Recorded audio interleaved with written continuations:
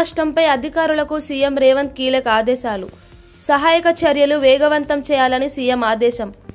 విద్యుత్, త్రాగునీటి సరఫరాకు అంతరాయం లేకుండా చూడాలని సూచన. ప్రజల భద్రతకే ప్రాధాన్యం ఇవ్వాలని రేవంత్ రెడ్డి స్పష్టం. అధికారులు వ్యవహరిస్తే అధికారుల మీద కూడా చర్యలు తీసుకోవడానికి ప్రభుత్వం వెనకాడదు. దయచేసి అధికారులకు నా విజ్ఞప్తి, ప్రభుత్వ విధానము మారింది. ప్రభుత్వం స్పష్టంగా కేంద్ర ప్రభుత్వం నుంచి రాబట్టుకోవాల్సిన ప్రతి రూపాయిని రాబట్టుకుంటుంది.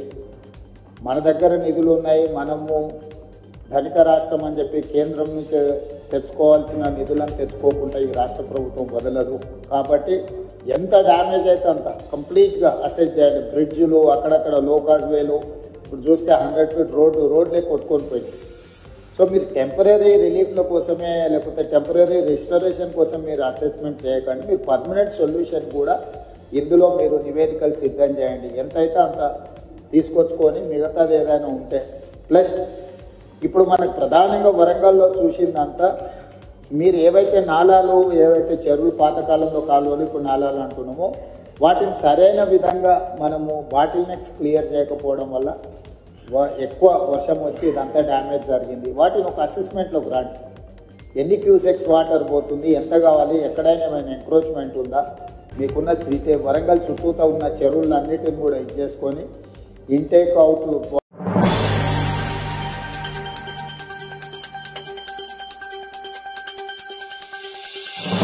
జూబ్లీహిల్స్ రోడ్ షోలో కాంగ్రెస్ పై కేటీఆర్ సవాలు.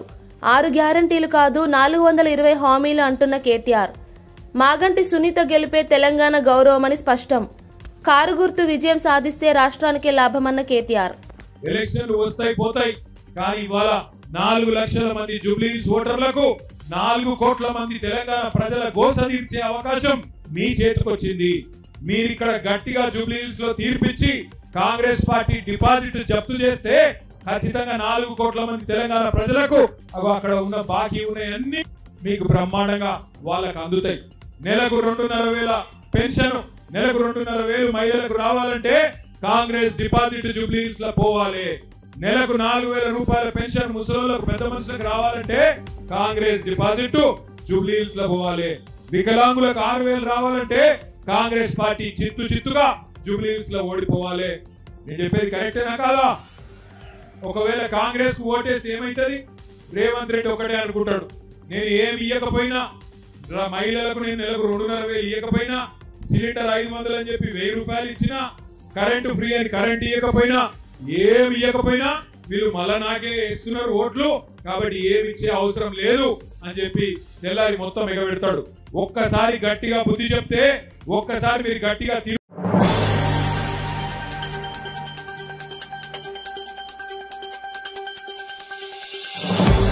కాంగ్రెస్ టీపీసీసీ చీఫ్ మహేష్ కుమార్ గౌడ్ జూబ్లీహిల్స్ లో పార్టీ ప్రచారంలో పాల్గొన్నారు. ఇది ప్రజల ప్రభుత్వం, మీ ప్రభుత్వం, రేవంత్ రెడ్డి నాయకత్వంలో కాంగ్రెస్ గెలుస్తుంది అని అన్నారు. ప్రజల సమస్యల పరిష్కారం, అభివృద్ధి ప్రణాళికలు కాంగ్రెస్ ద్వారానే సాధ్యమని తెలిపారు. జూబ్లీహిల్స్ లో అభ్యర్థి నవీన్ యాదవ్ ను భారీ మెజార్టీతో గెలిపించాలని ప్రజలకు పిలుపునిచ్చారు. స్థానిక సమస్యలను గుర్తించి పరిష్కరించేందుకు పార్టీ కట్టుబడి ఉందని హామీ ఇచ్చారు. పార్టీ కార్యకర్తలు ఉత్సాహంగా స్పందించారు. సోదరిమలందరికీ కూడా ఒకే మాట మనవి, రాష్ట్రంలో ఉన్న కాంగ్రెస్ ప్రభుత్వం రేవంత్ రెడ్డి గారి నేతృత్వంలో మీకోసం పనిచేస్తా ఉంది. ఇది ప్రజల ప్రభుత్వం, ఇది మీ ప్రభుత్వం, మీ మంచి కోసం చేసే ప్రభుత్వం అనే మాట ఈ సందర్భంగా మనవి చేస్తూ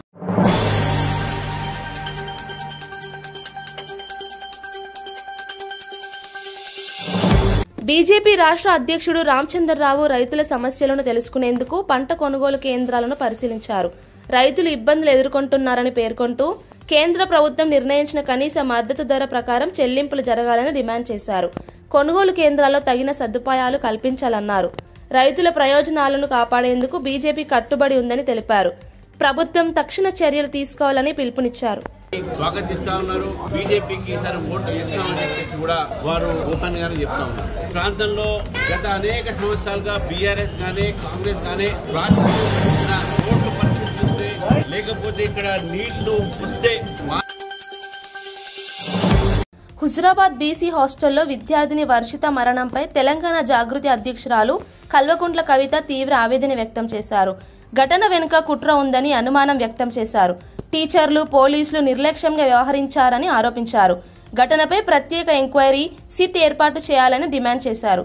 బాధిత కుటుంబాన్ని పరామర్శించిన కవిత న్యాయం జరిగే వరకు తాము నిశ్శబ్దంగా ఉండబోమని హెచ్చరించారు. ప్రభుత్వాన్ని తక్షణ చర్యలు తీసుకోవాలని కోరారు.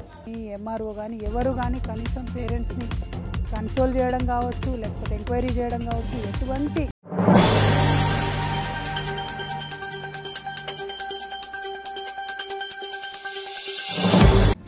దేశం సరైన మార్గంలో సాగుతోందని ప్రధానమంత్రి నరేంద్ర మోదీ అన్నారు.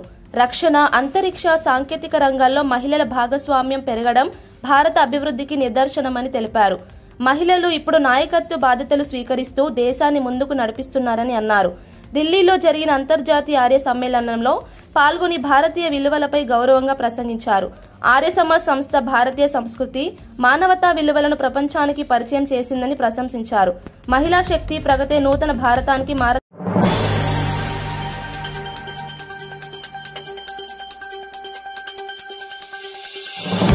अभी 2 दिन पहले ही हमारी राष्ट्रपति द्रौपदी मुर्मू जी ने राफेल फाइटर प्लेन में उड़ान भरी और इसमें उनकी साथी बनी स्क्वाड्रन लीडर शिवांगी सिंह.